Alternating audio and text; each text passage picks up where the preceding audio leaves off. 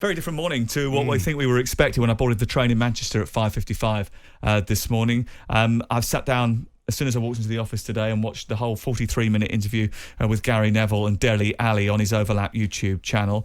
Ali revealing that he checked himself into rehab for an addiction to sleeping tablets. He also revealed that he was molested as a child by a friend of his mother's. I must admit, you saw me. I was sitting down opposite you whilst I was watching it. It was an emotional, it was a heart-wrenching experience watching that. And listen, he was very brave to come out and talk about some of the issues that he discussed during that interview. And it puts a little bit of context behind the downturn in form that everybody has noted over the last few years. Yeah, it does. And as you say, I could see that you were visibly moved by what you were watching. Some harrowing revelations from Dele Alli, some of which I was aware of, but certainly not the stuff about his childhood and about what went on with his family friend, if you like. And I think sometimes we're guilty in this industry, football fans are guilty of thinking that footballers are in some way immortal. But actually they are just like you and I, and they're still prone to the same troubles of life that affect a lot of people. And I think, as you say, very brave from Dele Alli to come out and speak. I think it's slightly sad and a sad reflection of our industry. The reason that he chose to speak now was because the newspapers have got hold of the fact he'd been in rehab and were hounding him, in his words. So maybe there's a few people who need to take a look at themselves over that.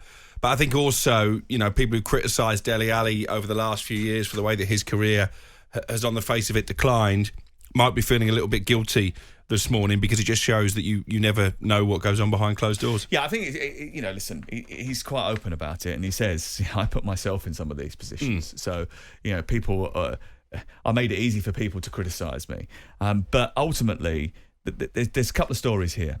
There's a multitude of different layers to the reasons behind why he's had issues. There are a load of reasons as to why he's decided to come out and talk about it. One of them is that he wants people to learn from his own experiences, and he wants to inspire others to seek help when they need it, because he says one of the best things he's done is go into this rehab facility in the United States, and he says you come out in a mentally better place. And he's also talked about the fact that actually he's excited about what the future holds now. He's excited about going back into football. He's got his passion back for the game. And he's only 27 years of age. This is a guy with a future ahead of him. He talks about his career, actually. He says you can't look back in the rearview mirror and sit there and think to yourself, I want to get back to that. What he wants to do, he says, is be better than that. He wants to be better than the player that twice won Young Player of the Year. He wants to be better than the man who was the fulcrum of that Tottenham team that wowed everybody under Maurizio Pochettino. He wants to go forward. And I think that's got to be the culmination of this story. There's a lot of harrowing revelations in it. Some of them are very, very uncomfortable. Please go and seek it out, watch it, go through it. He's opened up about the fact that he was molested by his biological mum's friend in his house at the age of 6. At 7, he started smoking.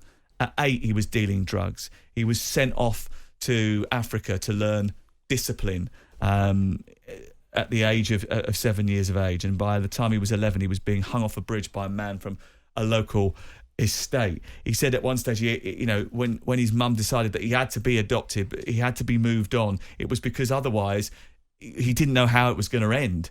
He was saved by his adopted family at the age of 12. And actually, the only period in his life where he's been stable is probably between the ages of 12 and 16. It sounds sort of quite crass to say he was dealing drugs at 8. But he was told by an older guy, if you go around on a bike, an 8-year-old isn't going to get stopped when they're dealing drugs, not by the police. So he used to go around with a football on the front of his bike and have drugs stuffed up his T-shirt, and he would deal drugs. Because he knew that he could get away with it because the police weren't going to stop him because he was a kid. And you can't erase those memories. It doesn't matter that he's gone on to have a successful football career, that he's become, as a result of a God-given talent, a multi-millionaire, that he's played for his country in a World Cup semi-final.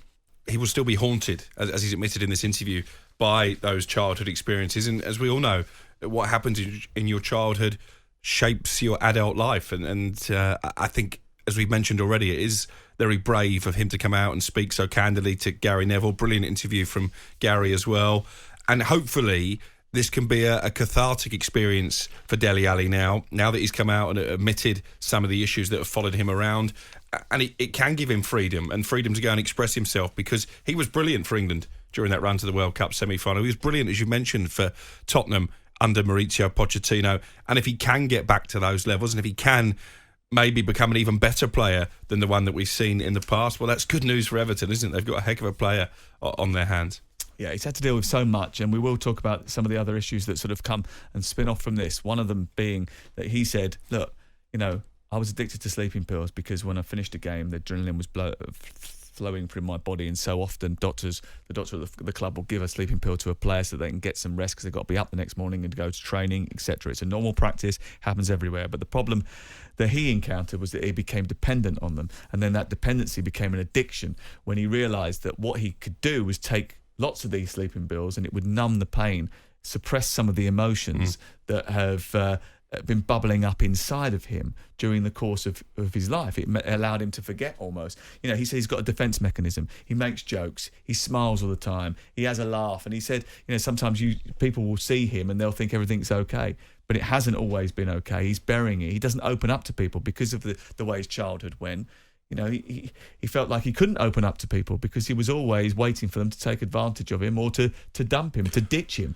And I think there's still that macho society in football as well, when actually these kind of conversations in dressing rooms amongst teammates, no matter how close they are, probably still aren't really encouraged. And maybe, again, Dele Alli speaking about what I think is quite a big issue in football when it comes to the addiction to sleeping pills. Something that he alludes to. It might just encourage players up and down the country to tackle their own demons. So this can only be positive, this interview. And as you've mentioned already, anyone who hasn't seen it, watch it. It's painful at times, but I think the overall result is going to be positive, not just for Dele Alli but for football in general. Yeah, we talk about that incident involving Jose Mourinho where he has the conversation with him. It's been widely publicised. You've seen it on the All or Nothing documentary, but there's so much more to that he explains as well. He talks about his relationships with Harry Kane and Eric Dyer and how those two players in particular were quite brutally honest with him at times and said, look, what are you doing? Why are you going down this road?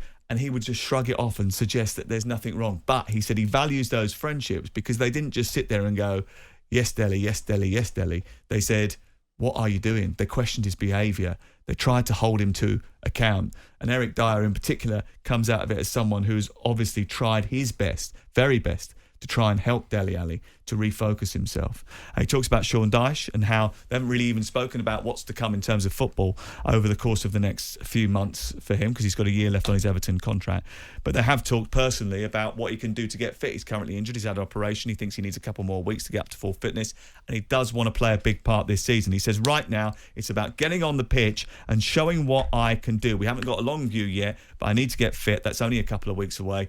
And I'm ready for a big season. There's so much to discuss with it. There's so much to reflect on, and we'll do that. And we'll take your calls as well, because one of the things that Dele Alli says is by opening up, if he helped anyone, just one person, by coming out and discussing the fact that he needed to go into rehab to deal with his problems, then he says that the interview has done its job. 03717 2233 44